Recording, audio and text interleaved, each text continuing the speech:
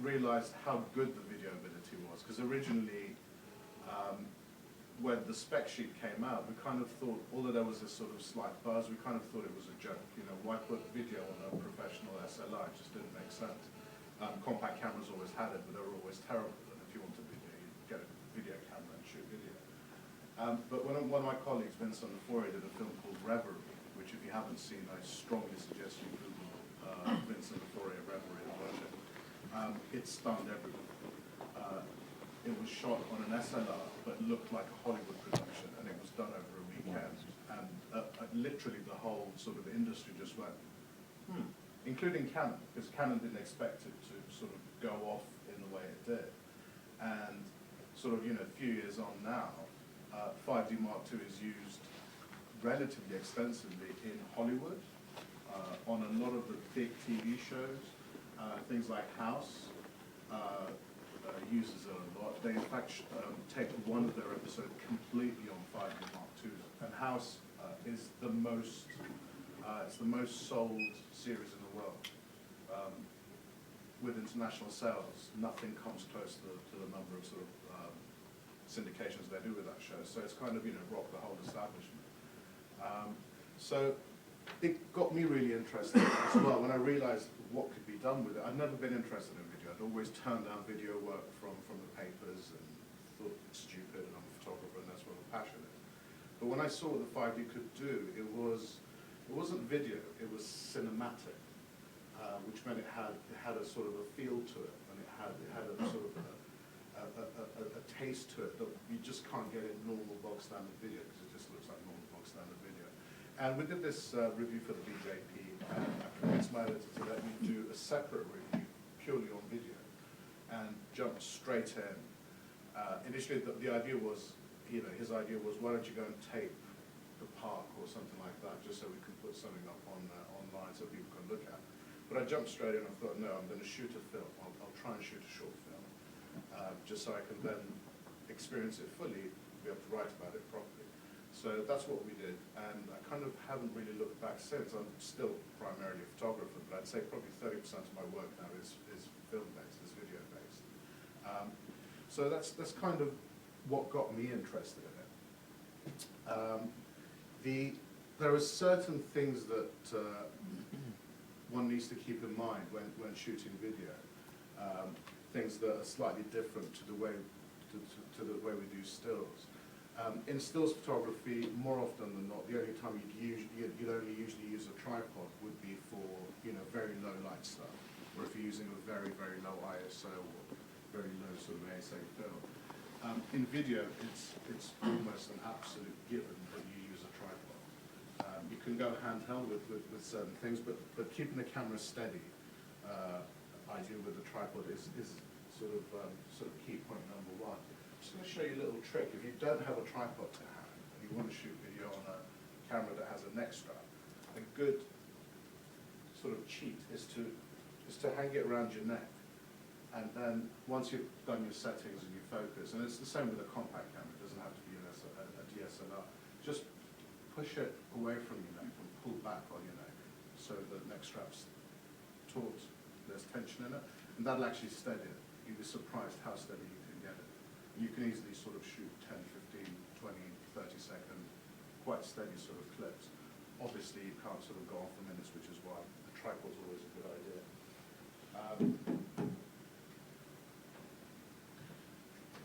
Just going to show you very quickly a tripod which I brought with me. Now, there is a big difference between stills and video tripods. A stills tripod is absolutely fine. That's what I used for at least a year. The problem with the still photography tripod is that you can only do a static shot with it, which isn't a bad thing either. When I say only, it's not I don't mean that in a negative way, but you can't sort of pan or sort of tilt and move around because they're just not designed that way. So in the industry, I call it locking off. So you lock off your tripod and you do your shot, and then you do your next shot, and then you do your next shot. Whereas a video tripod, this is a Gitzo, has in the head's got a fluid movement. So firstly, you can't do verticals, obviously, because every television or monitor is that kind of shape. But it means with a fluid head, you can actually move in a very fluid way, and you don't get that sort of jarring that you do with even a good stills tripod. And if you want to sort of, move, follow the action, you can do so sort of quite well.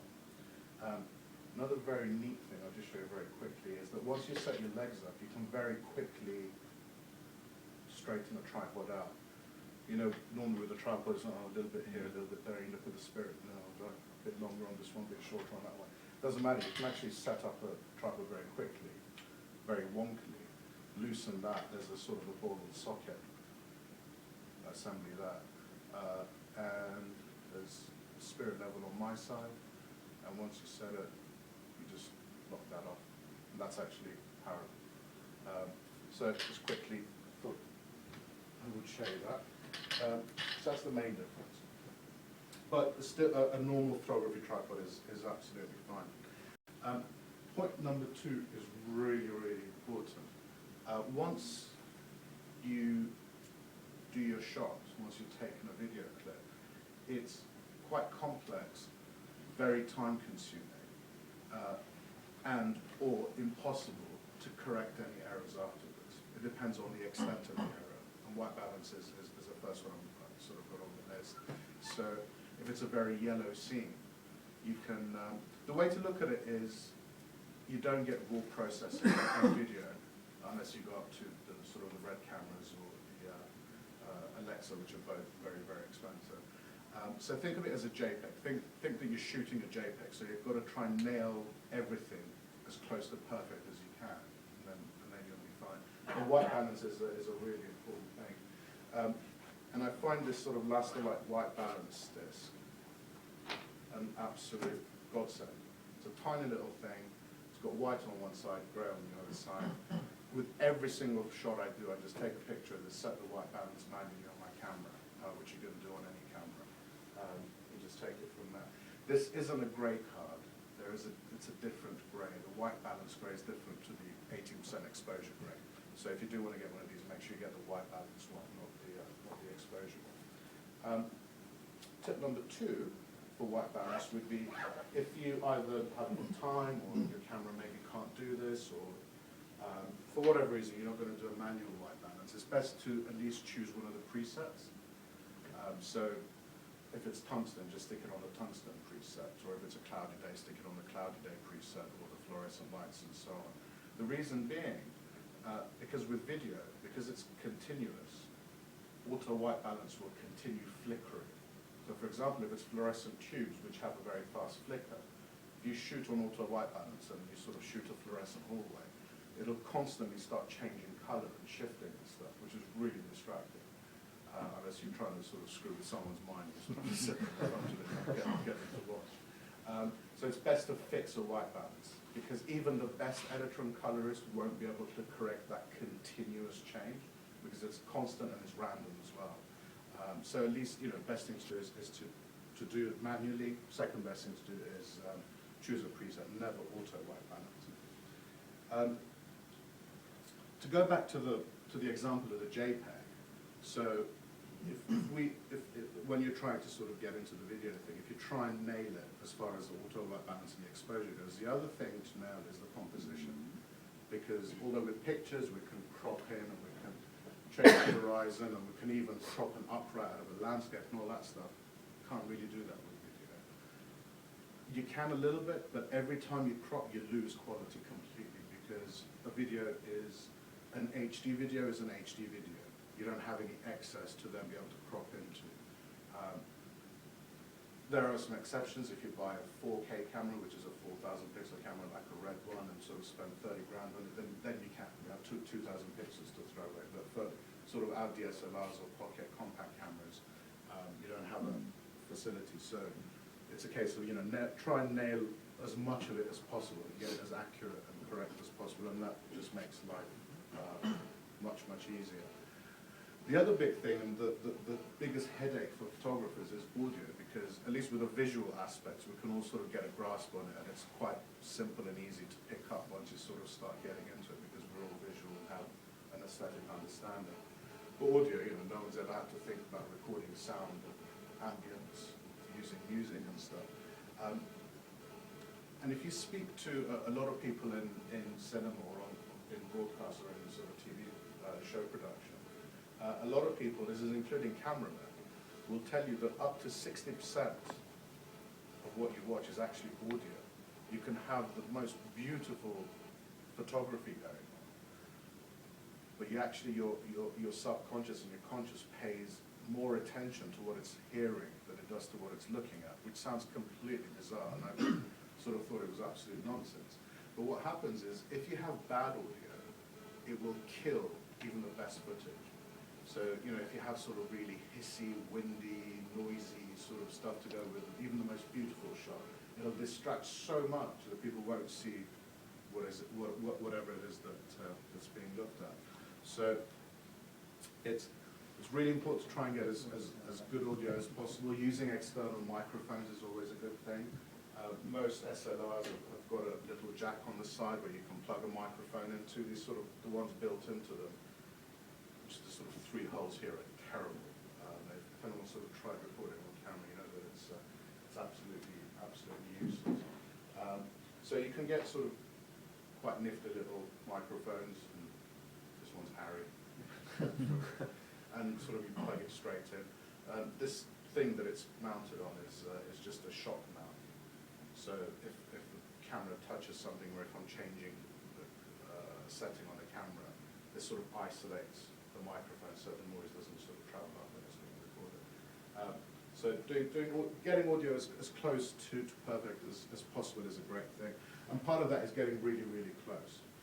So although if I was going to do a shot of Steve, because I've got nothing better to do, I could stand here and zoom in on my lens, or stick a telephoto on and still fill the frame with his head.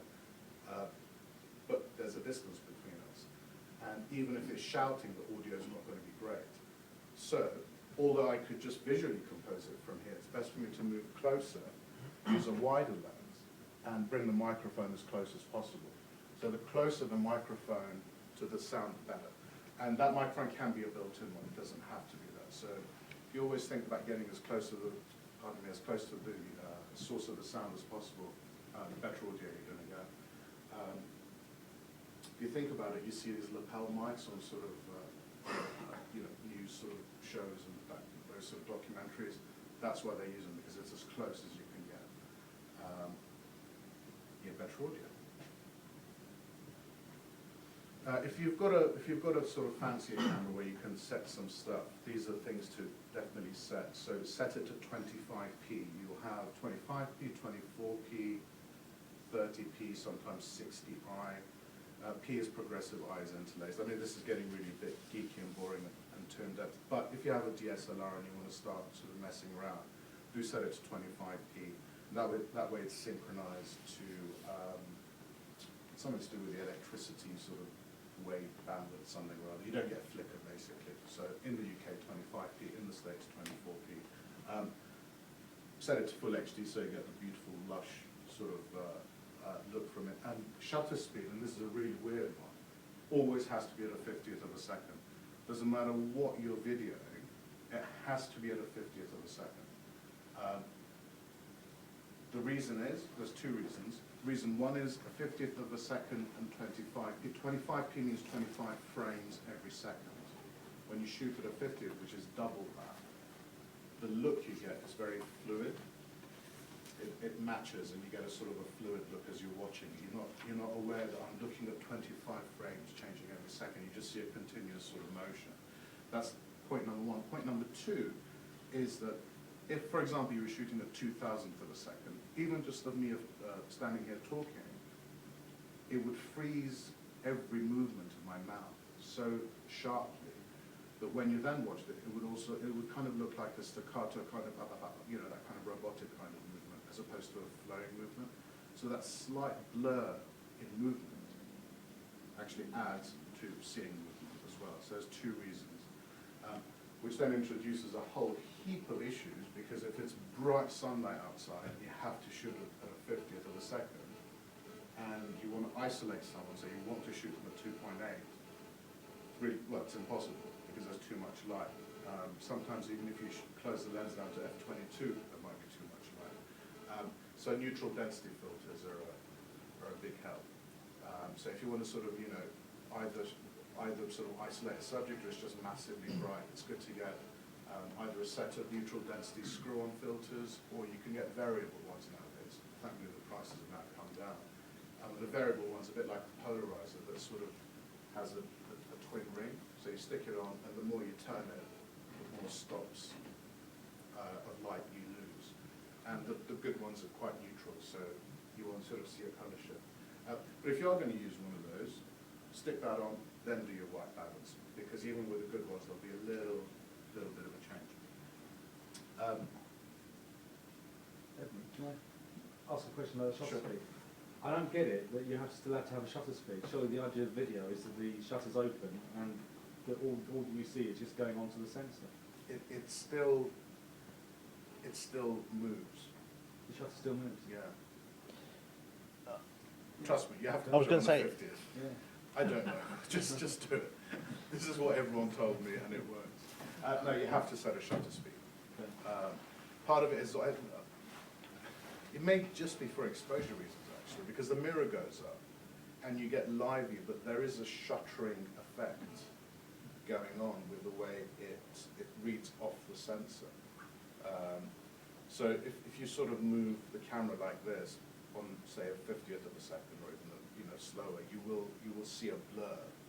If you make it high, you won't. So it's not the physical shutter, but it's shuttering as far as the way it's taking data off the sensor.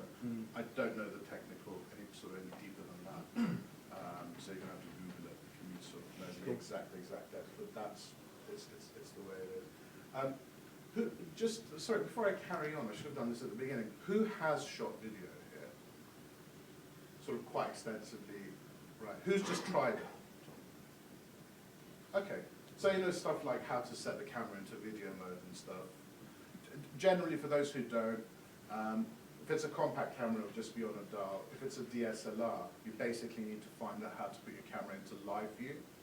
And instead of then using the eyepiece that you would for photography, you use the back. So just to show you on a 5D Mark II, put it into live view, I just need to press that, and the picture comes on the back, and this is how you compose, and this is how you sort of frame your pictures. And focusing is best done manually, because the AF systems that the cameras use when using live view aren't the same AF system that's used through the mirror, so it's very much slower, less accurate. So sort of getting used to manually focusing is kind of better.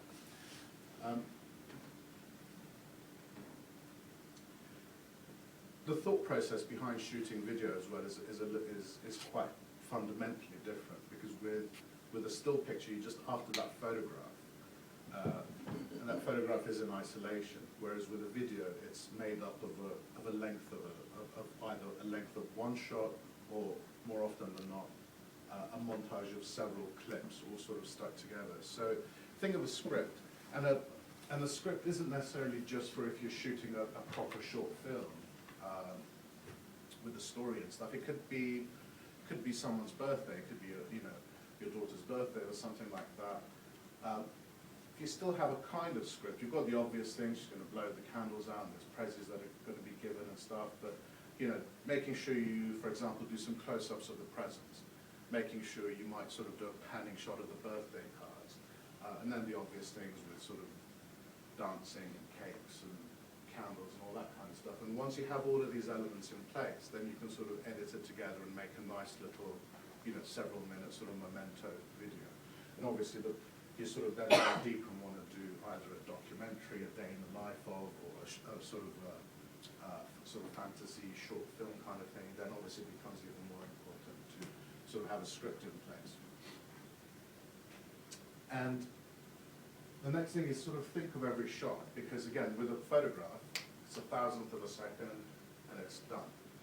But if I was going to, for example, do a clip, do one take, and I wanted to show everyone here, I may not want to shoot at all wide angle because you get too much sort of ceiling and dead spacing. So I might want to sort of use a tighter lens or zoom in. So I would start tighter, but I want all of you, so I would then pan my camera. But I have to think about that. I'm going to think that I'm going to start here, and there's my end point. I don't want to sort of go, because that sort of, you know, judders and movements and hesitations don't translate well. So I mean, this example is quite simple, but the philosophy is exactly that. Think about if you're going to do a movement, or what, you know, the sort of the start and the end as far as timing as well as a clip is. You just need to sort of just delve into that a tiny bit, and then it just makes more sense. One of the worst things people do with traditional video cameras is that sort of zooming in and zooming out, zooming in and zooming out. It completely kills anything.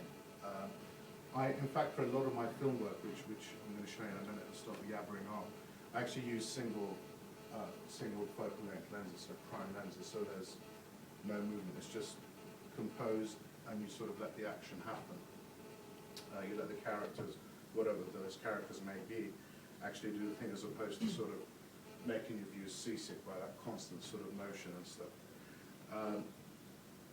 And then at the end of it, when you come to edit, it's really easy to kill a nice piece of video by sticking on really bad effects and terrible transitions between clips. So keeping things simple is definitely a good thing.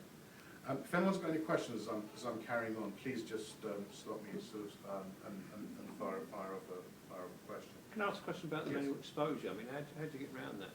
You said you have to use manual exposure, not automatic. Yeah. Well, first of all, why don't you use automatic?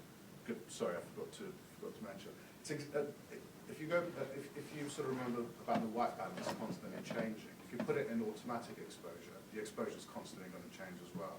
So if someone walks in front of the camera, for example, you're doing, I don't know, well, say you're shooting an ice rink, so you've got white ice, you've got people crisscrossing.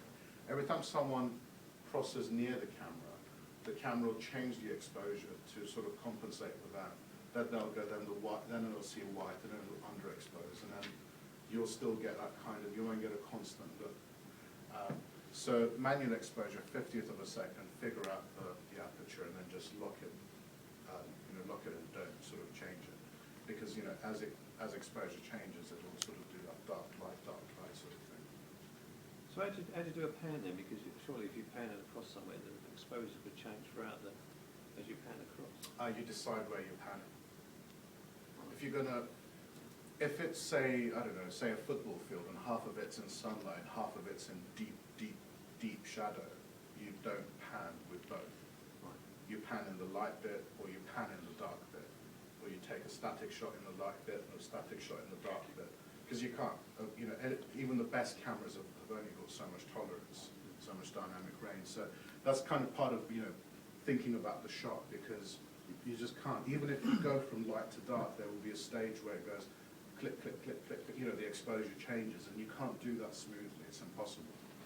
Stuff that you see in the cinema is computer generated.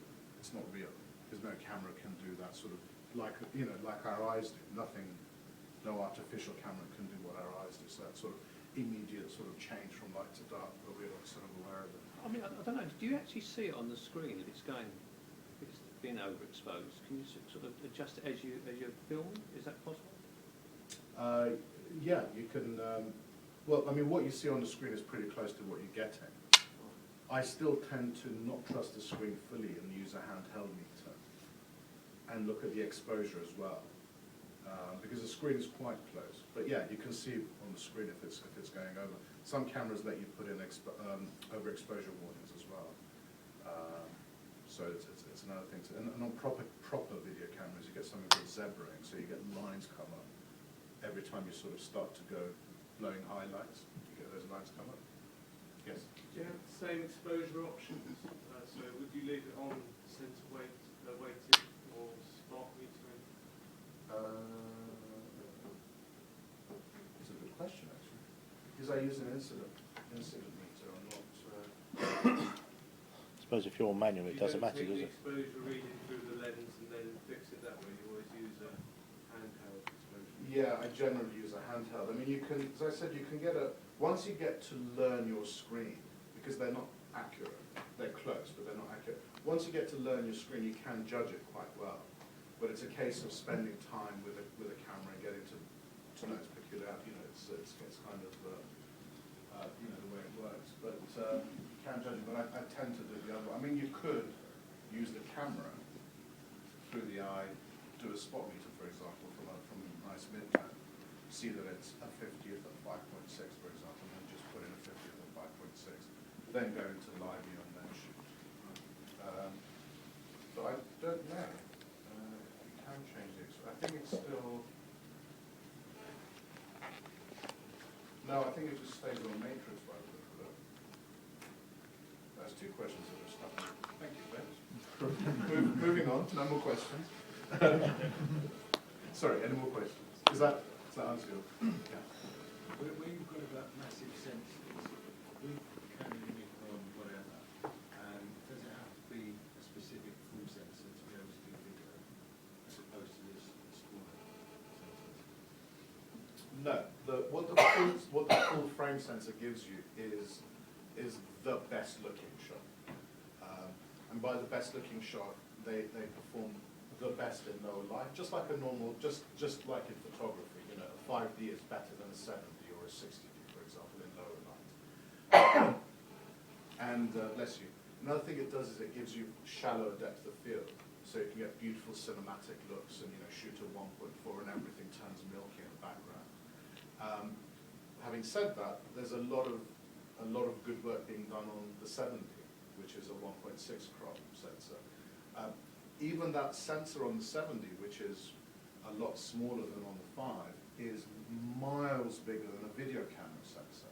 Video camera sensor is tiny, really, really small, which is why in a little compact camera like this, you've got this huge lenses.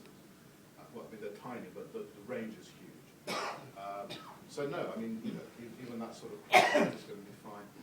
Even going up to things like micro four thirds, which is half the size of a full frame 35mm sensor, even that's miles bigger and lets you shoot video like no other.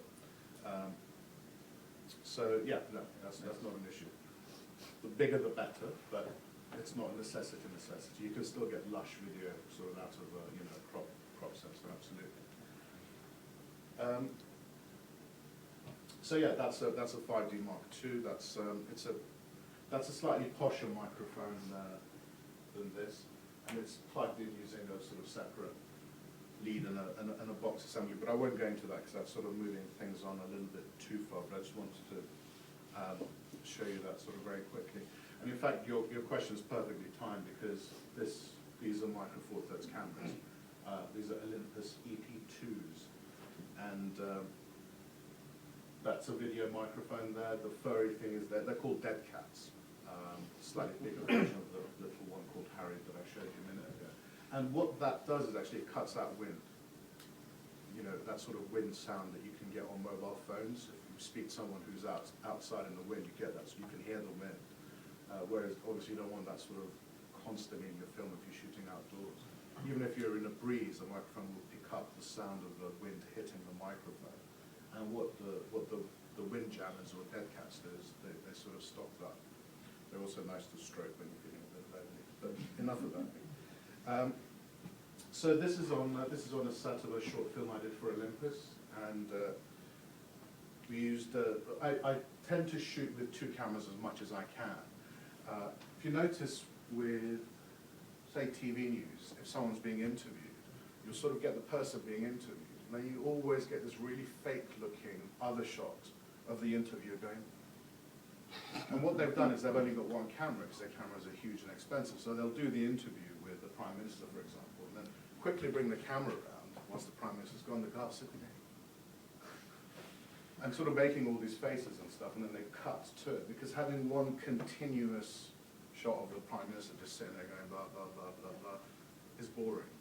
So you need occasional cuts back and forth just to keep momentum going, keep it more interesting. It's also a good way of editing. So if the Prime Minister sort of has a coughing fit, you can't sort of have him saying, I don't know, I can't think of anything to say now. Yes, the buses should be red. But then I was on a taxi on the other day. So he's saying buses should be red, and he's looking this way. And then after his coughing fit, he's saying, he's brought his hand up and he's looking in the wrong way and talking about taxis. That kind of cut to cut would be really distracting. Whereas buses should be red, then the interview going, and then the Prime Minister saying, yes, but I was in a taxi the other day. Do you see where I'm going? So that kind of helps. to stop having to faff about. If you have two cameras, you can shoot both at the same time. Obviously, you can't have them in the same shot. So you'll see what I've done once I show you the film. So, you know, I generally work with two cameras with different focal lengths, and then that lets you get different sort of footage there. Is it harder to sync those, so to speak? Sorry, shall I? Yes, Do you want to answer the end? I'll tell you in a minute. So, Have you got your phone in your pocket? no, it's over there. There's a mic over there, isn't There's there? a mic over there. Put it on the chair. Turn mine off. It's still being used.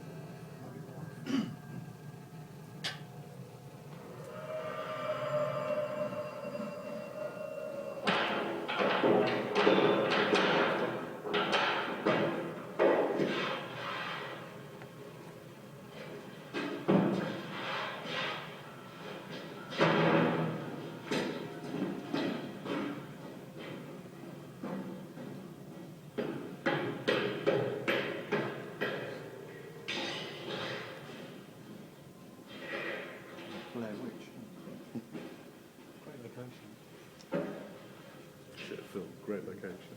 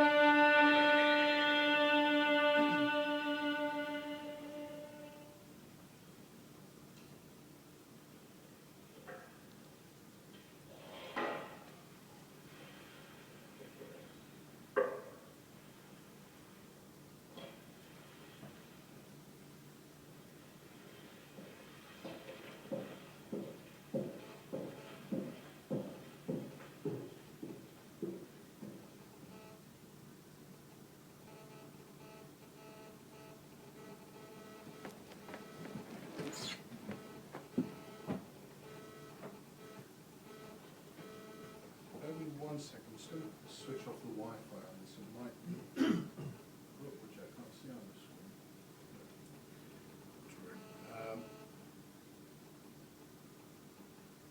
So anyway, this was shot on as I said, the Micro Four Thirds cameras.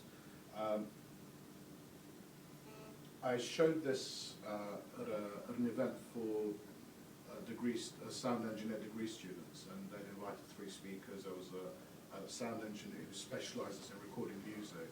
There was me, a gimp who does video on DSLRs, and then there was a guy who does Foley sound, which is manufactured sound, so things like spaceships or skulls being smashed, you know, they sort of manufacture these sounds. Who works on James Bond and Harry Potter and stuff.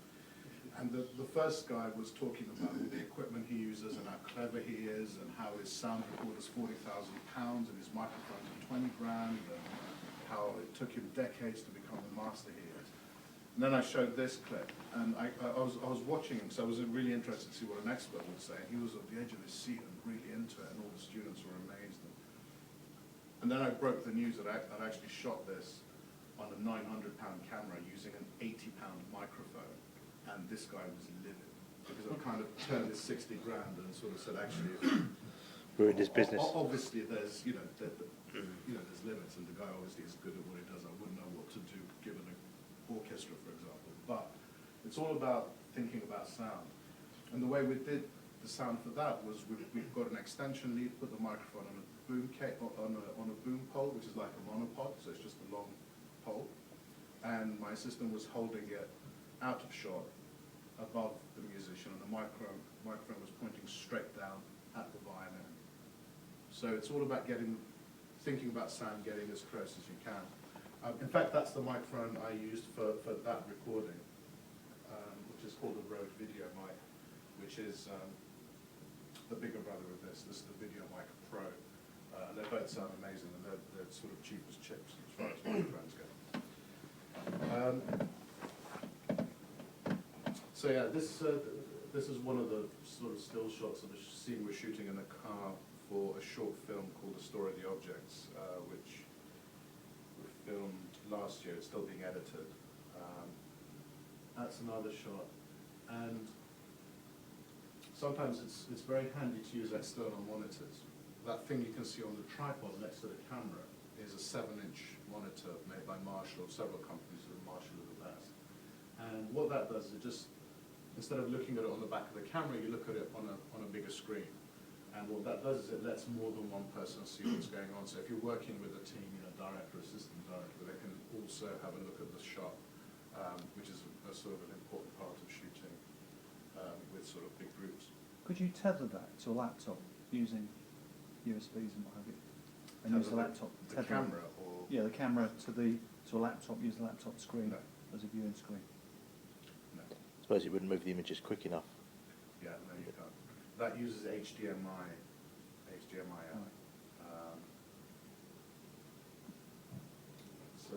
It's another shot, load-out shot. That's our sound man. That's what a boom pole looks like. It's just basically a long pole. It's got a shock mount for the microphone again, so it isolates it from any movements.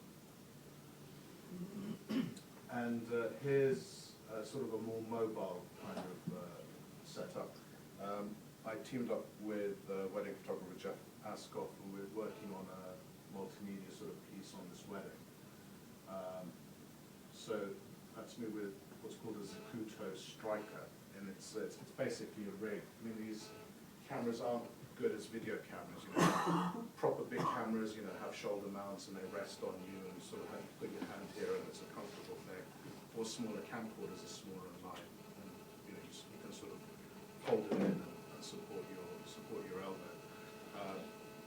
It's really bugging me. I just can't put turn it on. Can we not switch the microphone? Just turn the speakers on. Take the audio off. Or just turn the speakers down.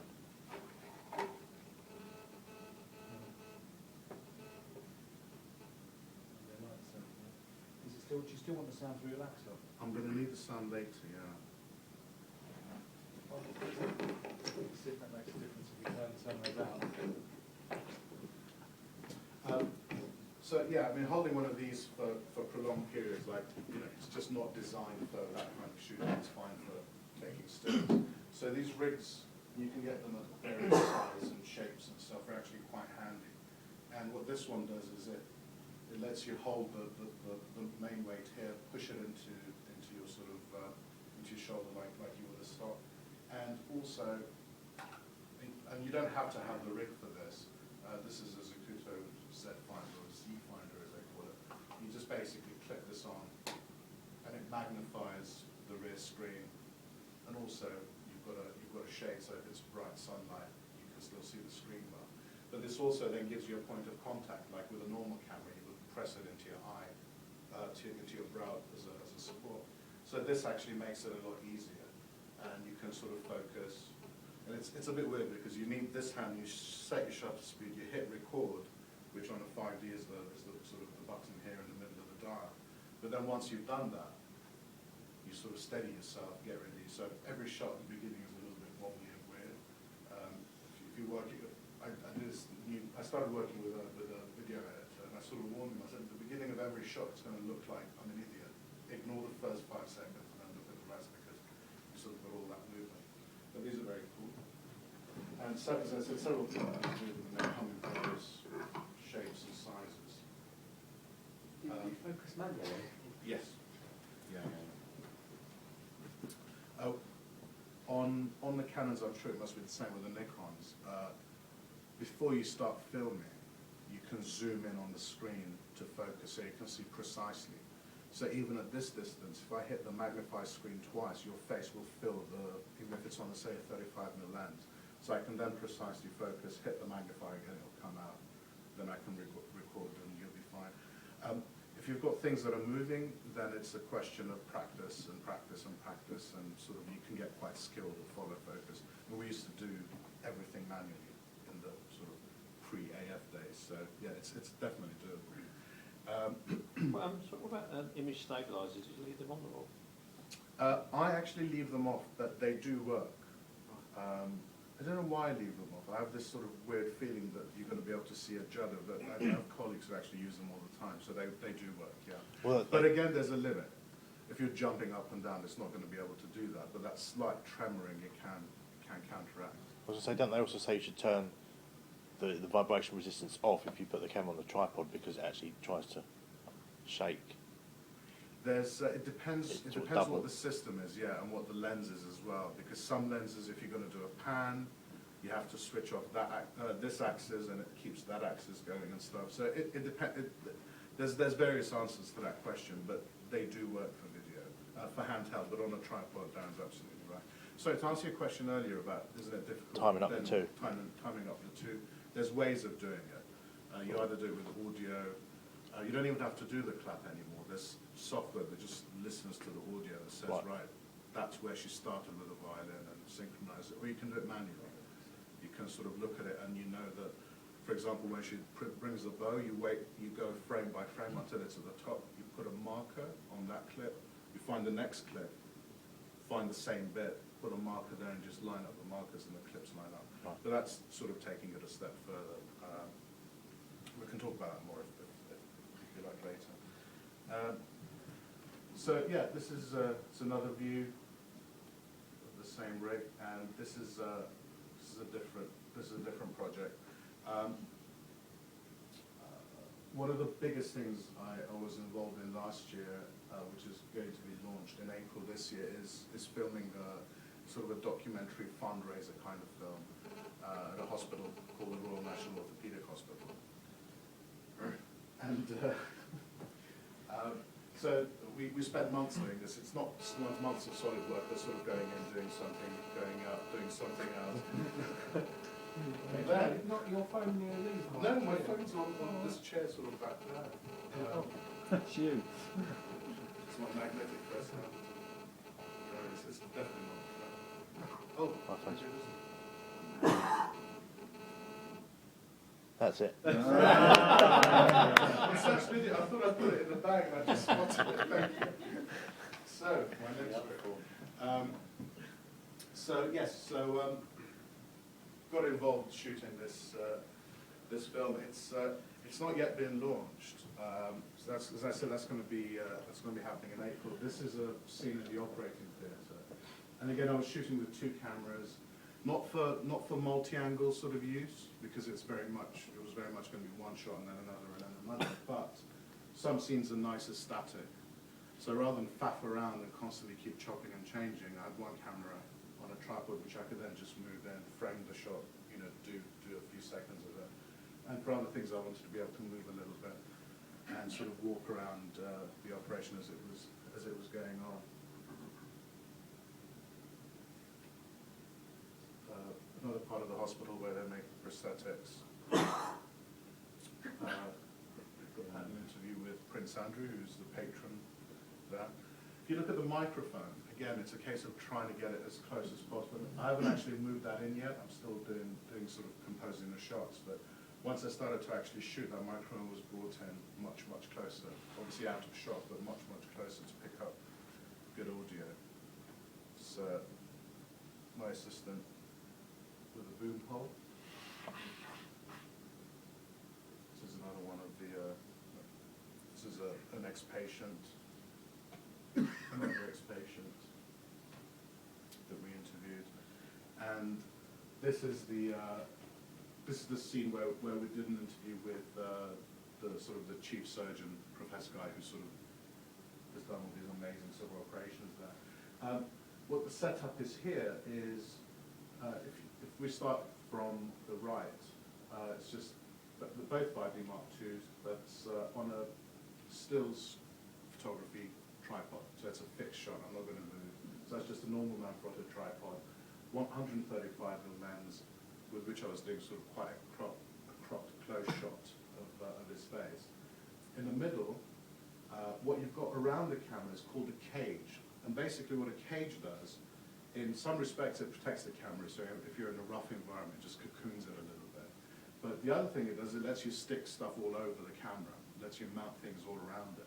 So on the right of it is a smaller monitor, it's a 5-inch Marshall monitor. Next to it is a sound recorder, which is called the Zacuto.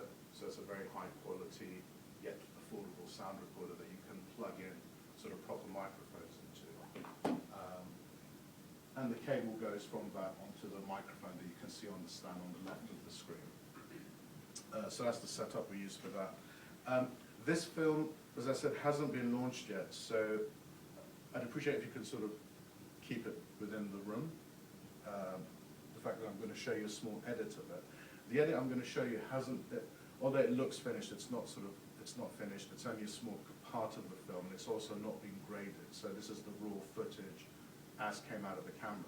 But if you get your white balance right, if you get your exposure right, it actually looks all right.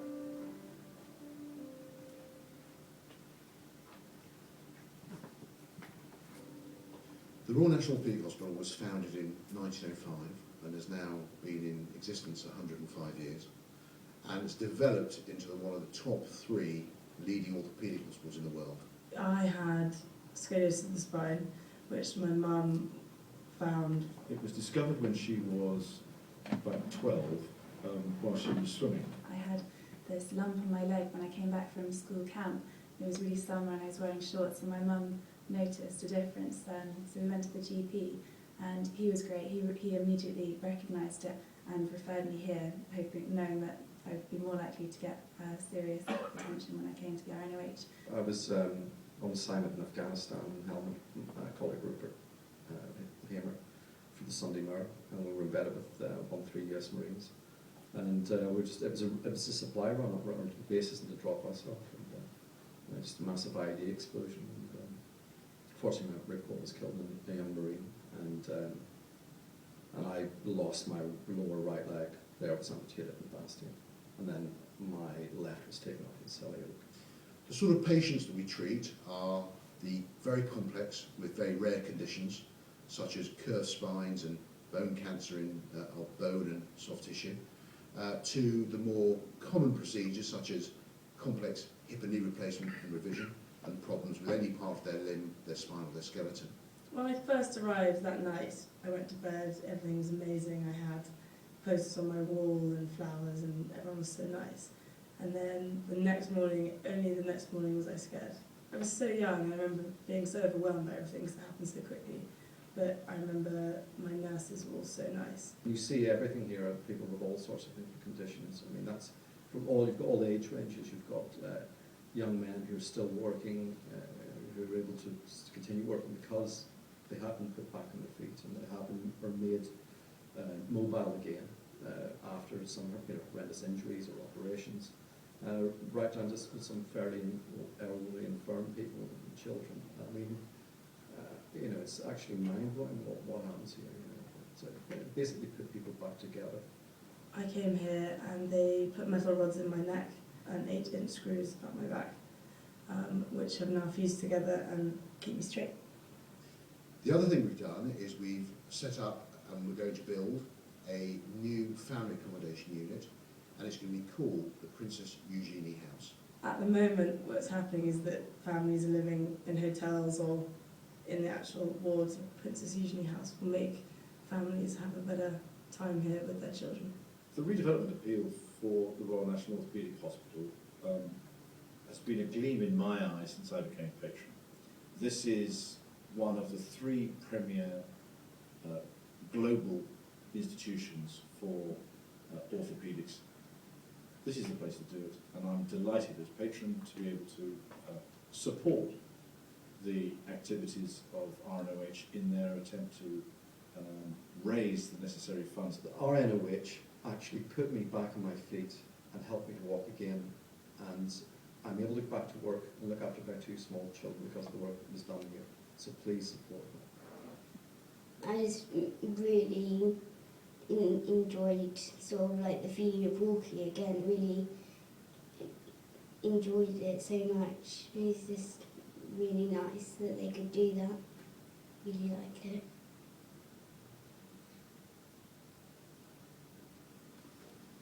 That was the last bit to finish with, wasn't it? Every time I've seen that, I've cried. My eyes are filled, and that girl at the end just does everyone in.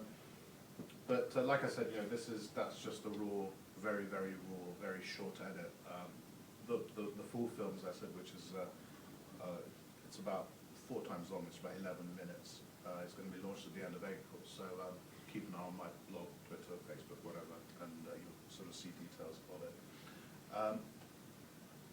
What sort of lighting were you using there? One light. A lot of lighting, sorry? One light. Was that all filmed in one session, so to speak? So how did you sort of record where you put the light? Because it's obviously very similar. Headache.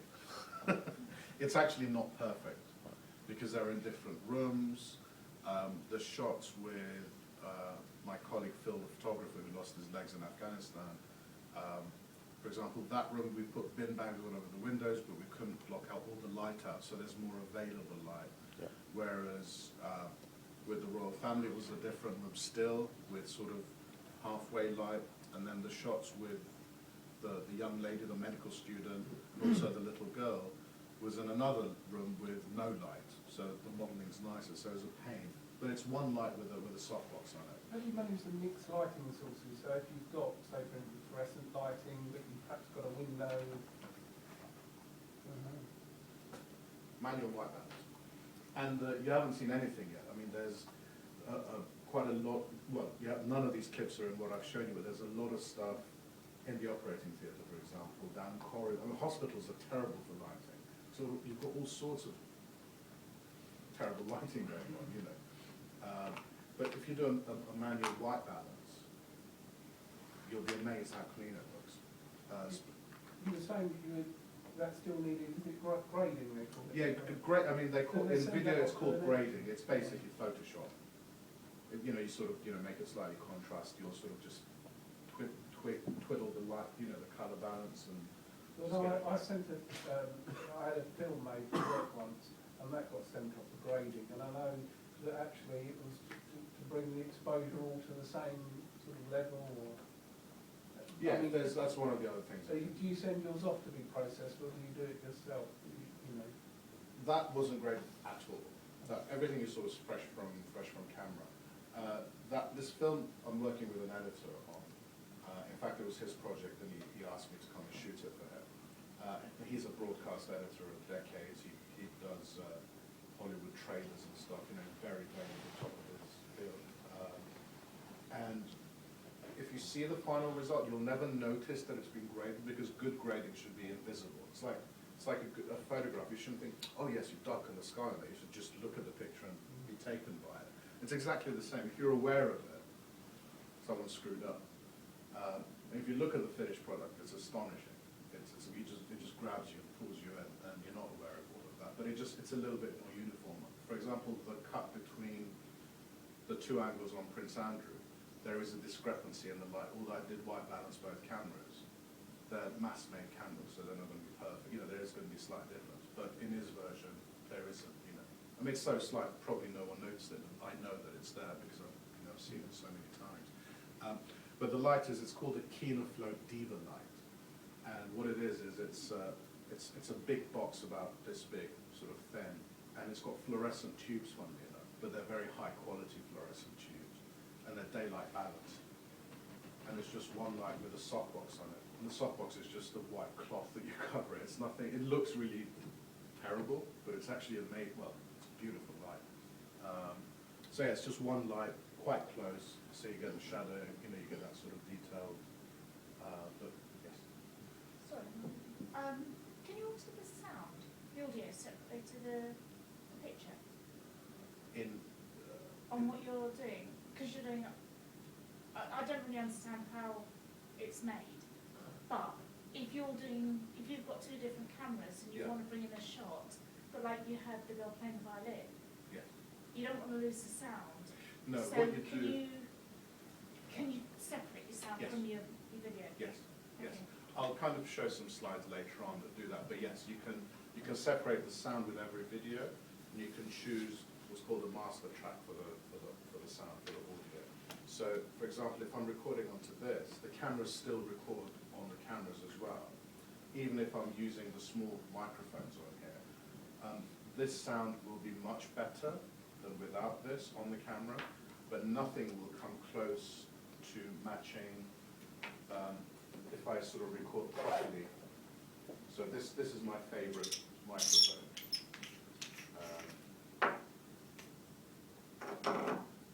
And this sort of plugs in with a special cable into the back of that. Then I put headphones on and I listen to the sound and get the level just right, so it's not too loud, it's not too quiet. And this just beats everything quality-wise. So what I do is, or what an editor will do is choose this as the primary audio and just delete the others. Synchronize everything, then delete the others. Is that what they would use to synchronise it with, in effect, the sounds out of the camera compared to... Exactly, yeah. That's why you record on camera. That's why it's a good idea to actually get as clean a sound as possible. To be able to then cut it out at the end. Because then it's easier to synchronize accurately. Because without these, the sound is really bad. But this is wonderful. And these microphones they're called shotgun microphones. And they're very much like a telephoto lens. Microphones are just like lenses. You can get all sorts. You can get ultra-wides and floppy ones. You can get ultra-wides and sort of telephotos. What a shotgun microphone does, it's got quite a narrow acceptance field. So if I was pointing this at Derek and you were all murmuring away, well, they would pick up other sounds. It would pick up Derek the most because he's directly in front of it. And you can get longer ones, which are amazing because you can really hear what's going on at the other end of the room. It's kind of sort of spy kind of thing, But yeah, they're called shotgun microphones. I digress. Right, so video isn't just for video, and by video I mean this kind of motion thing that you can see. You can do really nice audio slideshows, just the photographs, and have either a sort of a recording of whoever it is. Maybe it's someone's grandmother or something, and you want to put together a nice set of pictures. You can do a little audio interview, even on your iPhone or a cheap sort of recorder, and then have that as the background to sort of pictures throughout the years, and then maybe just have some gentle music sort of going along with it. You can also mix and match, so have stills, have video, and sort of put together a multimedia thing. So because it's video, as in you press play and then you sit there and watch it, it doesn't obviously have to be just video. You can do all sorts of stuff. What I'm going to show you next is a multimedia piece I produced for the 70th anniversary of the Battle of Britain, which is a mixture of all sorts of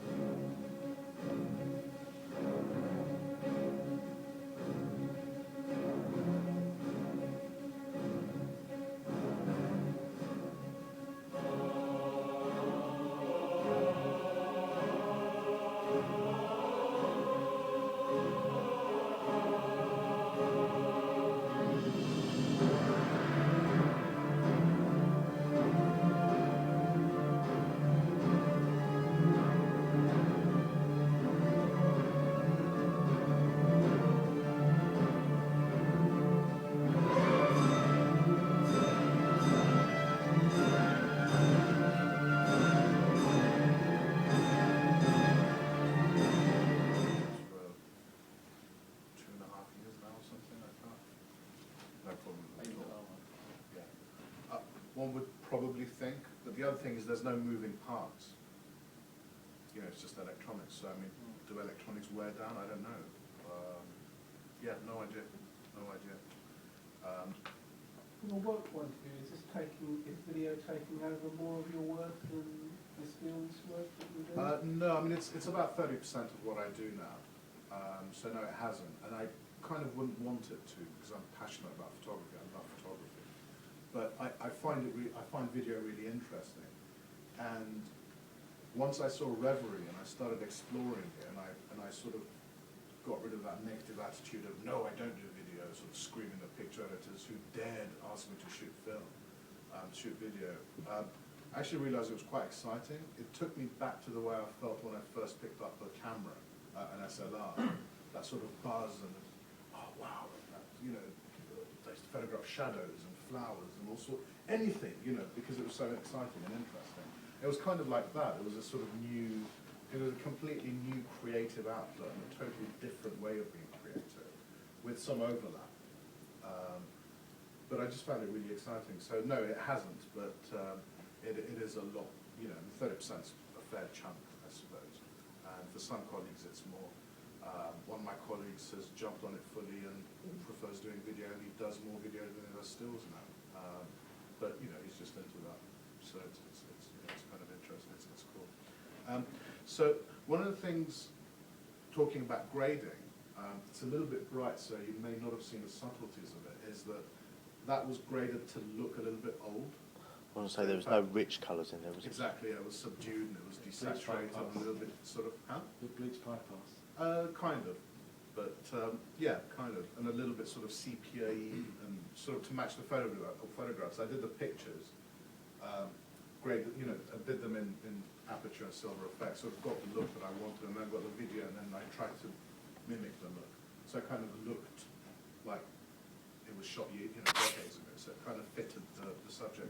The other thing is, it's if you're going to put music on a slideshow or on a video, it's essential to pick the right music. You can, again, completely kill something by sticking the wrong tune with it. And on some things, it often takes me literally days of listening to stuff until I can find something that I like. When I say listening to stuff, there are royalty-free websites that will, you know, if you're going to do something and watch it at home yourselves and it's never going to be in a public domain, you can use sort of your iTunes library, that's fine. But if, like here, if I'm going to show something in public or if it's going to go on the internet, you can't, because that's breach of copyright. With what royalty-free means is that you pay a license and then you're allowed to use it as often as you can for within that sort of license's usage. So, for example, everything I buy is for non-commercial. So if I shot an advert for Canon, for example, I would need a commercial license, which is more expensive. And these tracks are generally about $30. So it's not a huge amount of money. And, you know, I know I'm not infringing anyone's copyright or breaking any copyright laws by doing so. Just to go to the complete opposite end, and this is not DSLR video, I just thought I'd just show you this. This is called the Red 1 camera. Red is a very sort of relatively new company to the world of video. And their products are very, very high-end video. This is the kind of camera that they use to do proper Hollywood sort of blockbuster kind of stuff. It's got twice the resolution of full HD. So it's amazing. When you watch it on a monitor that can handle it, a TV wouldn't be able to handle it. But if you might watch it on, say, a 30-inch monitor, and you watch it at 4,000 pixels, it'll just knock your socks off because it's so perfect. And it shoots RAW. So just like a RAW image, you can completely screw up your white balance. Doesn't matter. Because it's RAW, you can fix it and it sort of won't degrade. And it gives you a really lush kind of look. Downsides are it's £35,000 for the sort of setup you see there, and it'll break your back. It's so bloody heavy. I mean, the tripod specifically that that's on is huge.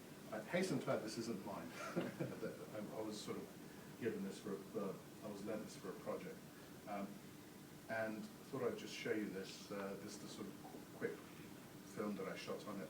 At the beginning of this next scene that I'm going to show you, you'll see what's called time lapse, where you see sort of time speeded up, you know, so you sort of see clouds going or flowers sprouting out the ground and stuff. The way that's done is actually with stills photography. So you would lock your camera down on a tripod, and using an intervalometer, which is just a gadget which just fires a shutter off constantly for you, whatever interval you set it. It just takes picture after picture after picture after picture. And then you put all those pictures in an editing software and then stick them all together as one clip.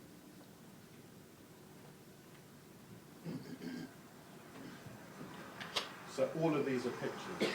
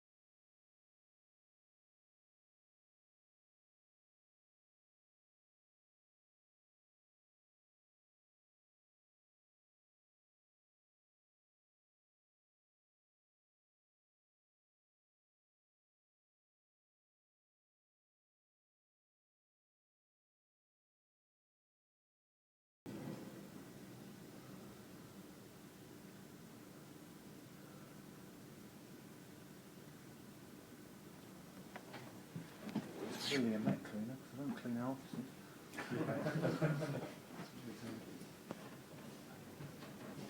They wank in your office. Thank you. So you noticed some of the clips, especially with the dancing, they were sort of wide and there was really tight close-ups of the skirt and stuff. My dress, by the way, do you like it? Yeah, nice. Very nice. Very nice. You'll be doing porn next. I would. Funnily enough, that's where the money is. Completely lost my thread. Sorry. Yes.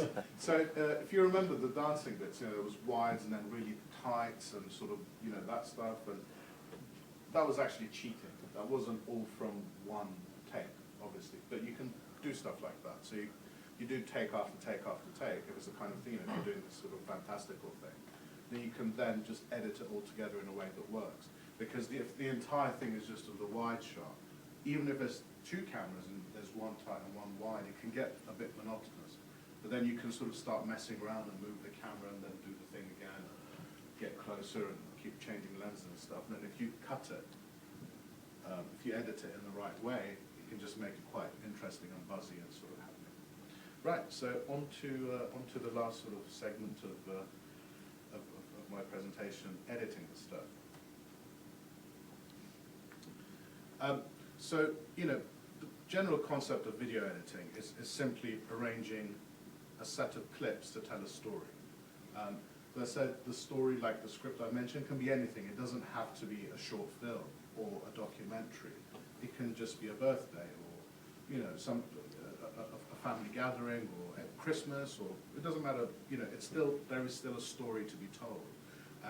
So you think about that when you're sort of doing your script, make a few notes about what you should shoot, and then that's what you're then collating and collecting when you do the edit.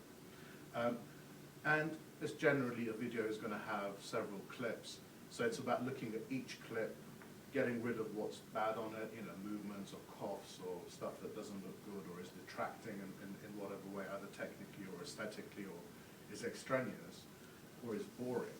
You sort of cut all that off and just find the best parts of each clip, and then you just arrange them in a way that makes sense, that sort of flows, that takes the viewer on a kind of journey, if you like. So it's not jarring, it's not so, you know, why is this here and why is that happening now, but it's sort of in a way that makes sense. As I mentioned before, audio is really important. Make sure that the audio is right. Now, this can be ambient audio, which means if, for example, you're doing a shot of, I don't know, one of your kids in a park, for example, it could just be ambient audio from the park, you know, sort of birds tweeting and sort of the murmur of children playing in the distance and stuff. That's called ambient audio. Or in a more worky sense, for example, the shot in the operating theatre, when you didn't actually see it, but you saw photographs of me in the operating theatre for the hospital film, that's full of ambient audio, which is sort of instruments going, the heartbeat monitor going, the pump going, surgeons talking to each other and stuff. And although there's not one overriding sound, there's lots of sound, so that's called an ambient recording. And it sort of puts you in, you know, within that sort of surrounding by listening to it as well as seeing it. It can be sort of narrative audio, talking audio, you know, if it's an interview, like the interviews you saw, that's obviously a recording of the person. I also showed music, so you could have a music track that sort of keeps the story going very carefully. You know, you've got to choose it very carefully so it doesn't detract. And you can have all three of them as well.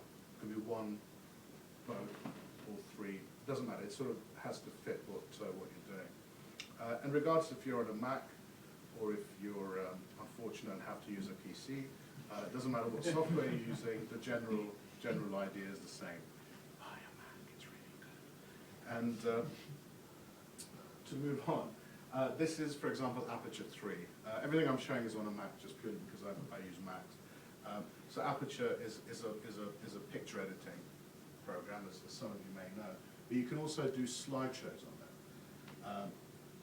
And with slideshows, you can also do video clips instead of pictures. Now, these are just pictures, so what you would do is you create a new project, choose the pictures you want, drag them down to the sort of green bit at the bottom and arrange them in an order that you want. These happen to be photographs. It was an audio slideshow, just like I was bored, so when I did something on autumn leaves. But this, exactly the same can be done with video. So you just bring clips down, video after video after video, and the green thing is actually an audio track, so you can also then bring audio. So you don't even need a proper video editing program. You can, if you have Aperture, you can actually mess around with it with Aperture. This is iMovie, which comes with every sort of Mac that you buy these days, and it's also part of iLight, which is a very cheap suite.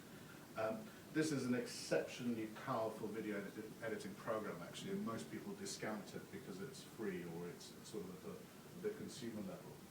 And the basic concept here is exactly what you get regardless of how professional a package you look at. If we start looking at the top left-hand corner, so furthest that way, top left-hand corner, that's basically, it's a finder window, or it's like my computer on a PC, so you see all your drives and you can find where you've imported all of your clips into.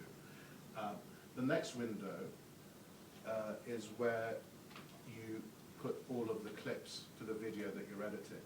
So there's loads of clips of a walk to the park and traffic and all sorts of stuff. And a video clip isn't a thumbnail, it's a sort of longish thumbnail with a picture of whatever you see in it. The window next to it is called the viewer, which is where you view the clip that you're looking at. And at the bottom, on the left-hand side, the long thing is the sort of a very important part of video editing. That's called a timeline. So the timeline is basically where you arrange everything, one clip after another, after another, after another. And on the far right is the transitions. So you know how each slide goes to the other. As you would have noticed, most of what you've seen, most of what I've shown, has been straight cuts. So although, you know, if you look at sort of, you know, NAF instruction videos that have dissolves and cubes and wipes and stars and fireworks and all that sort of nonsense, that really detracts from your video. If you need to stick crap on it to make it look more interesting, you should try and make better videos so you don't need all that stuff. Straight cuts that are done properly are the best way. And if you sit down and look at any film or any really well-produced TV, you won't notice. Very rarely you might see a dissolve, but a dissolve has to be there because it adds as opposed to just finally dissolving. Most things are just cuts. So you'll have one scene, cut another scene, cut another scene, cut another scene. The audio levels up here as well let you see what the level of audio is. It's really important to set the right level. The next slide is, this is Final Cut 10, or it's also called FCP 10. This is Apple's professional video editing program, which is what I use. It's absolutely fantastic, but the theory is the same, and the look is very much like iMovie, which I showed on the previous slide. You've got all your clips on the top left. You'll notice the sort of the green graph-shaped things. Those are audio clips. So you've got the video clips, there's stills photographs as well, and the green stuff is the audio. The first line of the audio is all ambient sounds. That's the recordings of the planes and the explosions and stuff. The one at the bottom that's sort of very dense, that's the music. So everything you want to use for that project, you bring into, it's called, the old word for it is the bin. So you bring everything into your bin, and then you pick and choose what you want from there. So you know, you would watch each clip, look at it in the viewer, and you would say, right, from this point to this point, it's great. So you set what's called in and out points. Then you grab that clip, and you bring it down to your timeline, and then you sort of just clip after clip after clip, and then you can move stuff around and whatnot.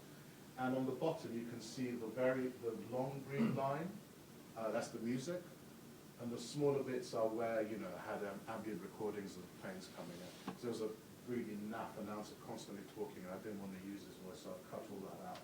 And the music in that clip was a primary audio, whereas normally music is very subtle, and you're often even not aware of it, just sort of moves you along sort of quite gently. Can you fade the two coming together? So, I mean, like you would have, I don't know, perhaps the engine noise, but then have a background music track at the same time. Yeah, absolutely, absolutely. So when you play this, what happens is, can you see that line? There's a line here, coming down. That's the playhead. So if you imagine tape and a playhead that goes down on it. So that line goes across. So at the moment, if we start right at the beginning, what you would see at this stage is just the photograph. The lines above here are the titles, so the type then comes on. Then here, where the graphing is, then the music starts. Then when we hit here, you get the first bit of ambient sound, all at the same time. So it plays the picture, the music, and the ambient sound. And yes, you can fade them in, fade them out, make something louder, make another thing sort of quieter, and you can do all sorts of stuff. And it sort of just plays everything as it goes on. Final Cut 10 again. This is from the hospital film. Slightly more complicated stuff going on, but exactly the same thing. It starts at that end and sort of just plays whatever it comes up with. So what we've got here is the main track is just video. It's video clips. This is a special edit that I did with some black and white photography. So I've laid some photographs on top of it. This is the audio interview that carries on. So it's just you can lay a track upon track upon track, and whatever's at the top is what's seen. So if you have video here, but you have a picture on this track or another video clip on this track, it will show this. So this will cover this. This will cover this, but the audio gets played. If you have 12 tracks of audio, all of them get played. The audio is always on, unless you can switch off tracks, but that's the way it works. And you have the various browsers here, so transitions, type, looks, which are sort of grading looks that you can sort of drag them on. Can I just ask quickly about the compact flashcards, which I think 5D got compact? Yeah. What size card do you generally use? The Lots smallest of cards I use are 16 gigabyte for all my work, for photography as well. And for video, you should really not get anything smaller than 8. I would recommend 16. I have one 32 gig one as well. Especially for things like the interviews. I sort of realized that once in a while I was running out. Actually, once I ran out completely, and I sort of made a complete monkey of myself, sort of having to, oh, I'm really sorry, hang on 1 second, but sort of, which you don't want to do when you're doing that kind of work. So, 8 minimum, 16 ideally, 32 if you can. You're going to do long clips. Because the thing is, most clips aren't that long, actually. Unless you're doing a press conference or a speech or a long interview. You'd only be shooting 30 seconds or a minute, stop, change angle or whatever, 30 seconds or a minute, stop. I mean, things like, for example, the dancing was a few minutes because it was like a full clip with the entire track.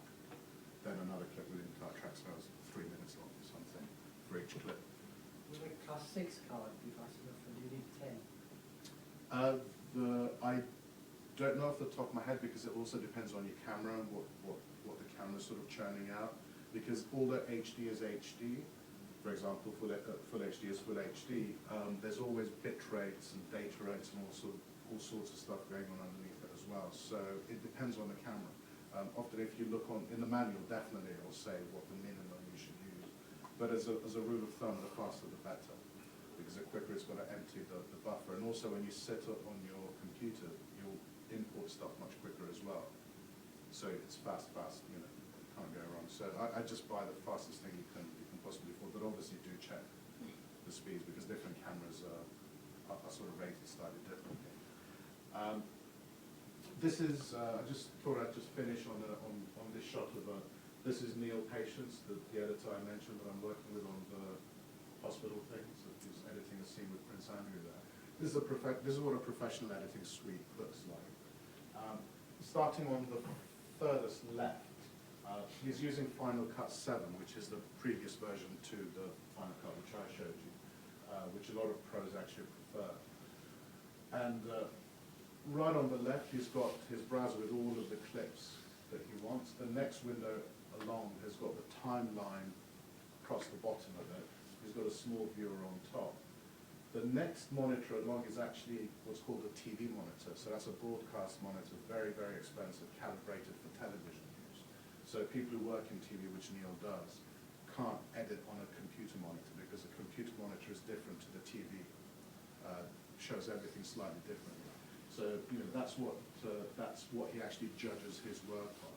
And the monitor right on the far right is sort of filled with what's called vector scopes, which are various graphs and things that sort of look at various sort of RGB colours and tell you if everything's within tolerance. Because with TV, everything has to be within certain tolerances. There's sort of audio gubbers and stuff underneath the desk, and the audio mixer on the far left with the levers on it next to the keyboard. But that's kind of the slightly more complicated version of editing.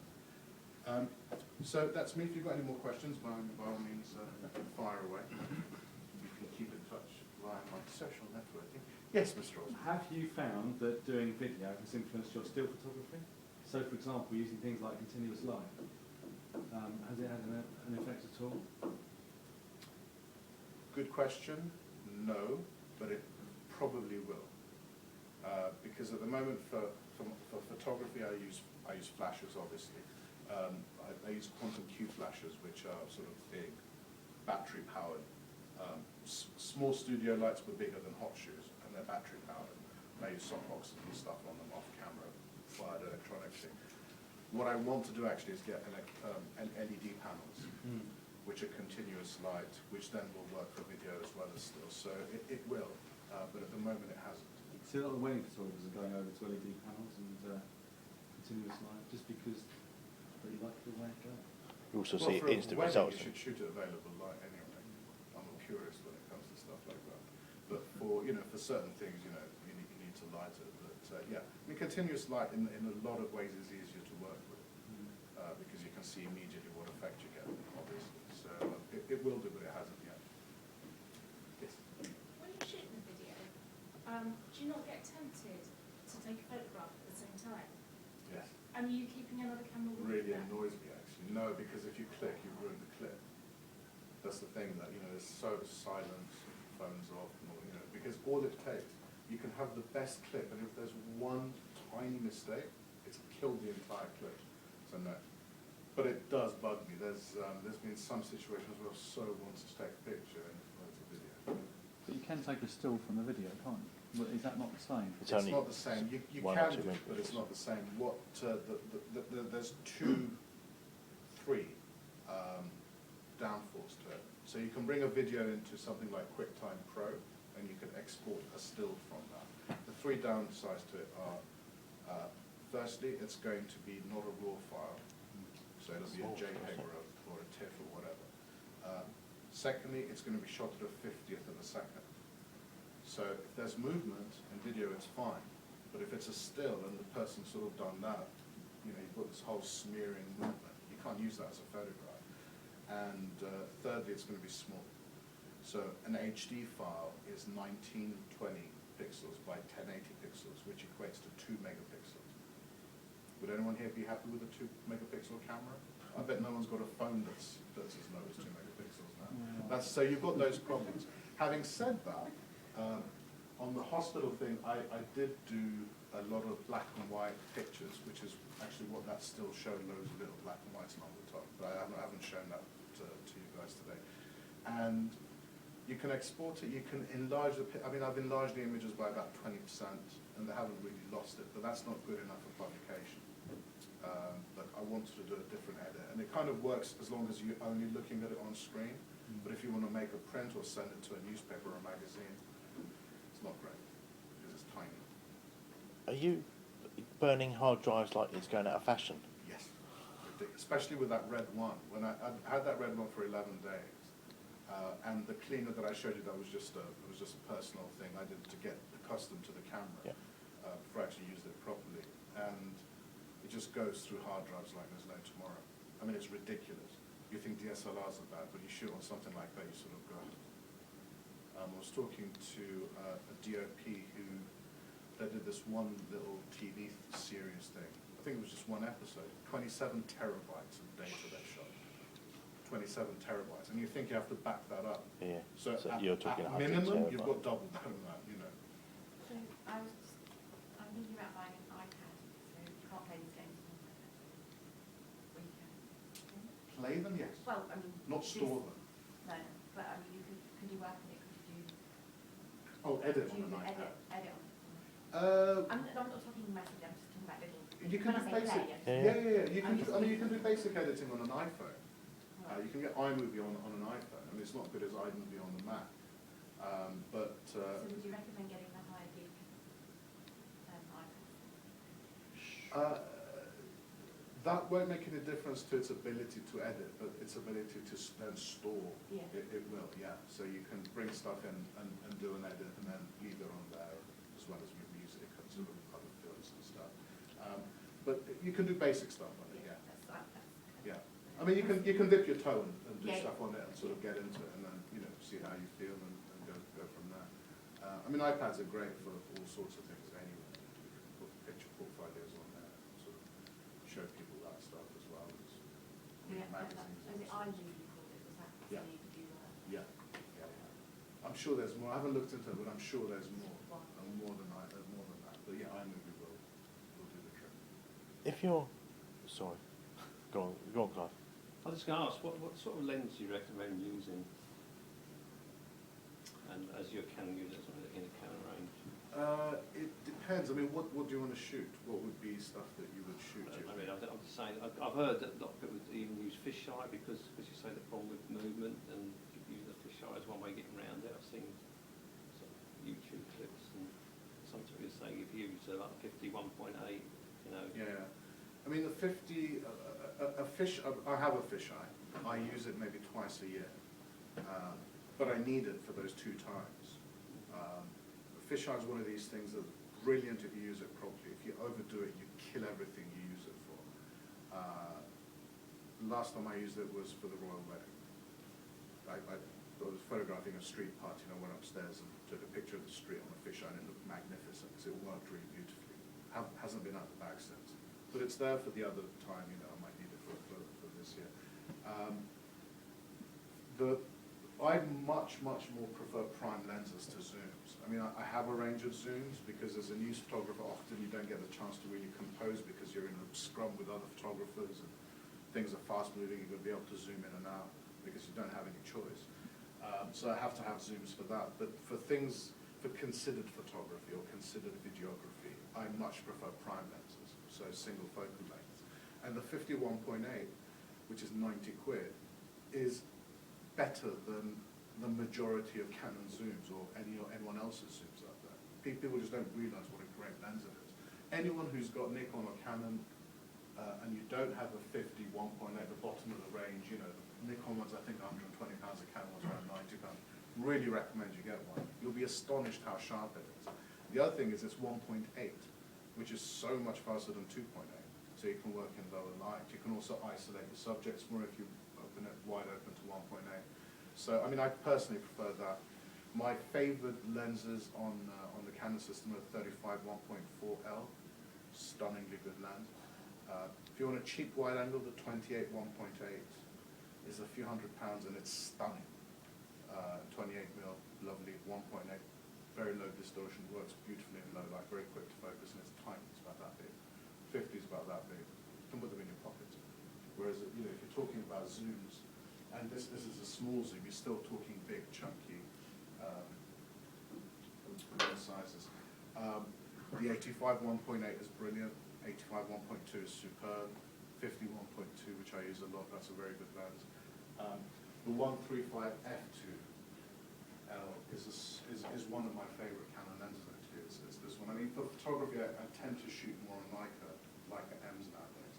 But this combination I use alongside, because on the Leica rangefinder I tend to go up to 90mm, and that's the longest I'll go, because rangefinders have limitations. But that's a beautiful lens to work with. So, but if you want to get a 51.8, definitely recommend it 100%. Very versatile. You can end up actually doing so much just on a 50. Once it's a sort of a philosophical approach. Once you sort of just clear your mind of other things, just stick to a 50. You'll be amazed how versatile it is.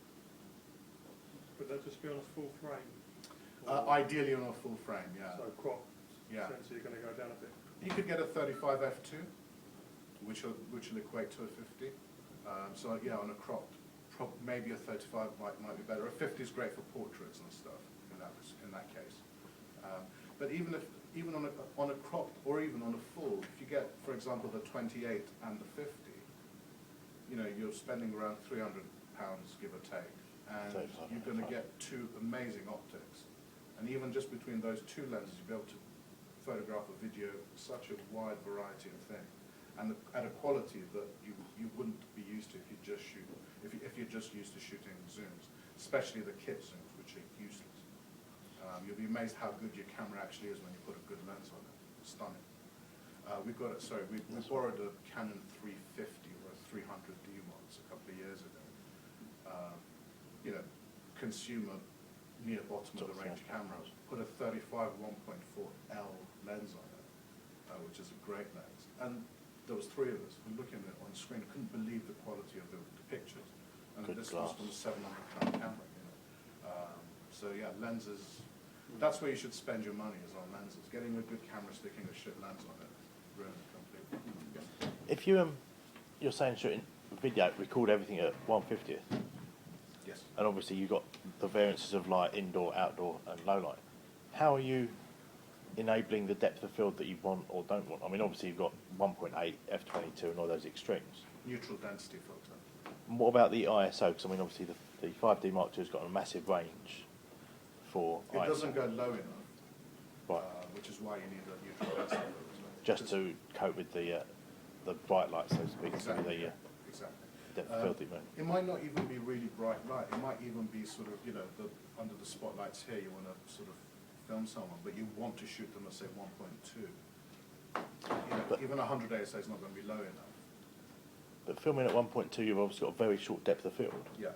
So if you move the camera a minute amount, you're instantly out of focus. So is it harder to keep the image in focus as opposed to a still image when you go Yeah, absolutely. and shoot it?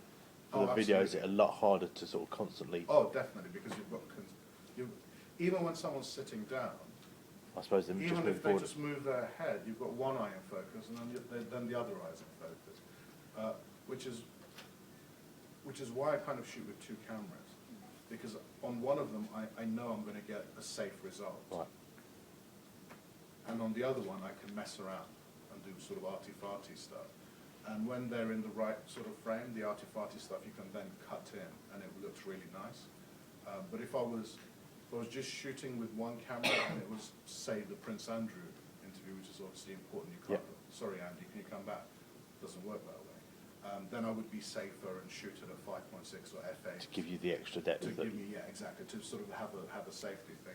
But it's all about making conscious aesthetic decisions, you know. There's no point just shooting 1.2. Sometimes it's better if you shoot f11. Yeah, you Apart actually from want the that safety depth, thing, yeah. because you want to have that, you know, The it's background of important to what's have the going background sort of be part of the scene. There's this horrible sort of tendency, especially with people on Flickr, of shooting everything wide open, and they screw up half their pictures as a result. Or they use a fisheye on everything and screw up. Or, you know, everything has to be done for a reason, not because you can, but because it adds to it. And if it doesn't add to it, don't do it. But yes, it's much, much harder. But there's, you know, you try and make the best of it. So firstly, you definitely put it on a tripod. So that at least stops your movement.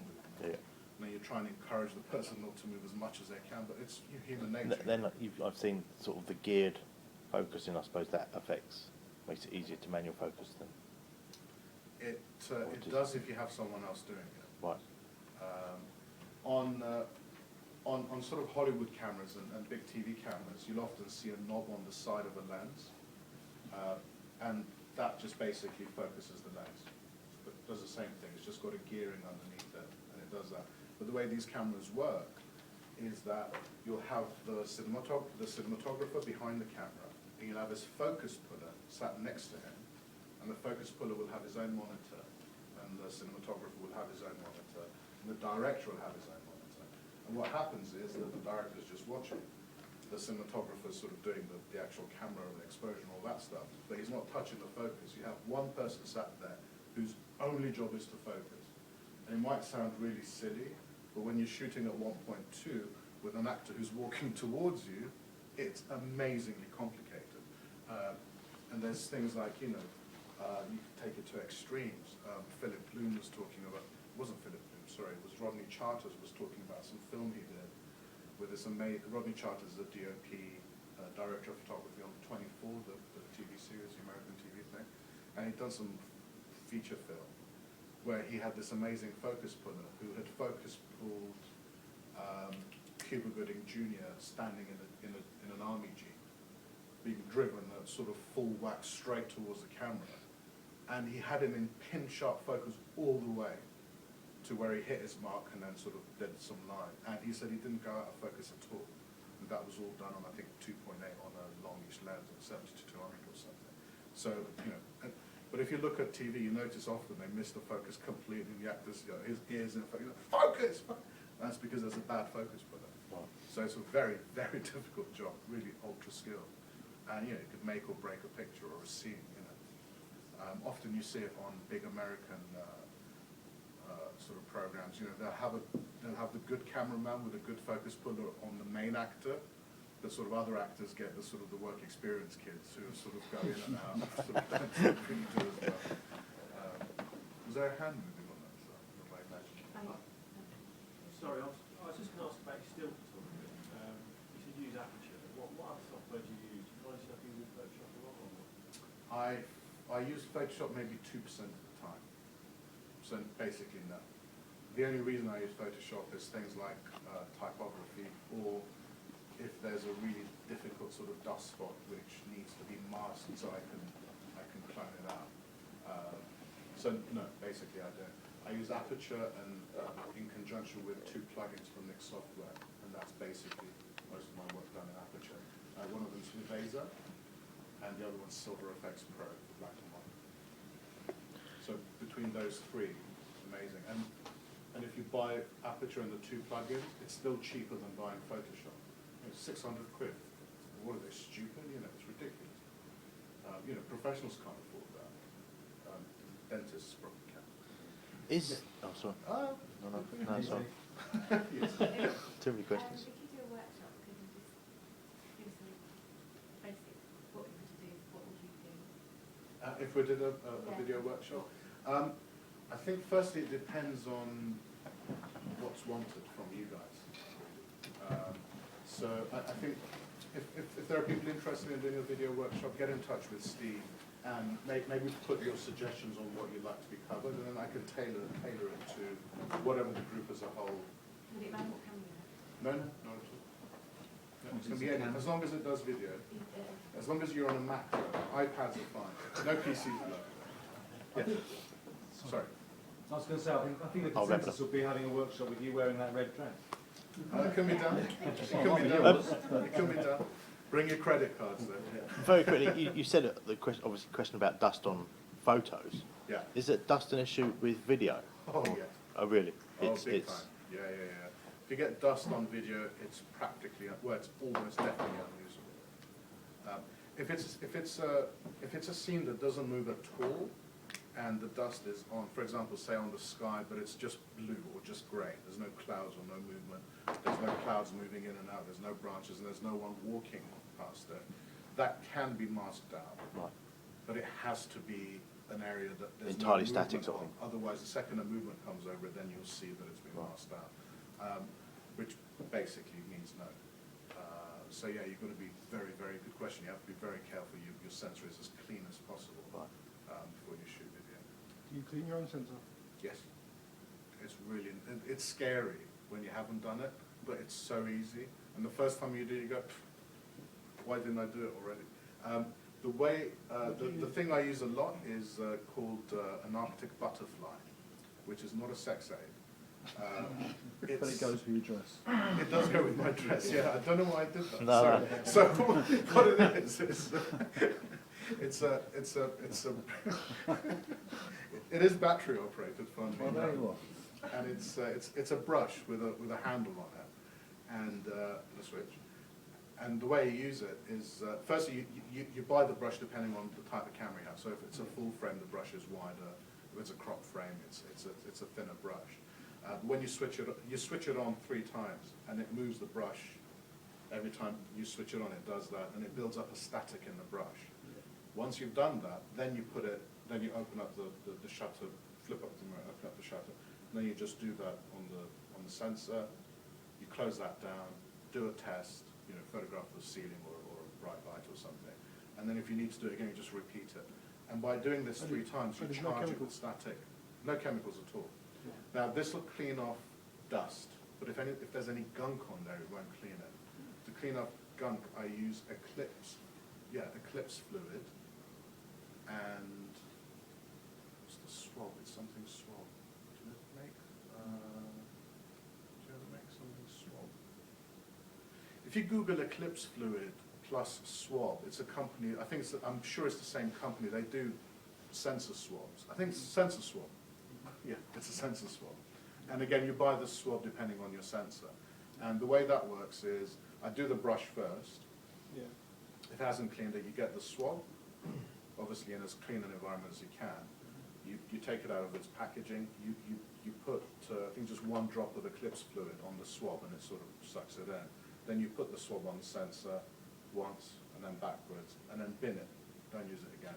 Do a test. If you need to do it again, you do the same process again. There's, people are tempted to do just once and then back, keeping it at an angle. Same with a brush, and then do it. It's very, very straightforward. I mean, it's unless you've really got something that's stuck on there, gunk from a tree or something that's sort of sticky, you really don't need to take it into a camera place. And all sensors have a glass filter on top of them anyway, so I'm not suggesting you jam it, but it's actually harder to break or damage a sensor than people think. It's just there's a lot of fright from the very, very, very early sensors which didn't have anti-aliasing filters, and everyone's like, oh, don't want to touch that because I wouldn't worry. Any more? I would be careful with the Arctic butterfly to get the right one and make sure where you stick it, because there was somebody that stuck it in and they were actually showing somebody else, but on the little spring mechanisms inside there's grease. Yes. And he transferred the grease right across the sensor, so the butterfly was wrecked, but the sensor had to be sent away for cleaning. Yeah. So, Yeah.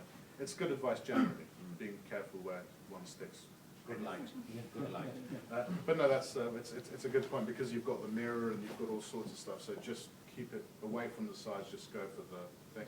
Actually, the thing you should do right at the beginning is use a Giotto's blower or a Giotto's blower. Rocket one. A rocket blower, yeah. So you just hold your camera upside down, open it, hold it upside down. Just don't use the spray can stuff because they can fire out pieces of liquid. Just use the Giotto's, do the test, then do the brush. Still not clean, then do the Eclipse. Cool. Thank you very much for coming.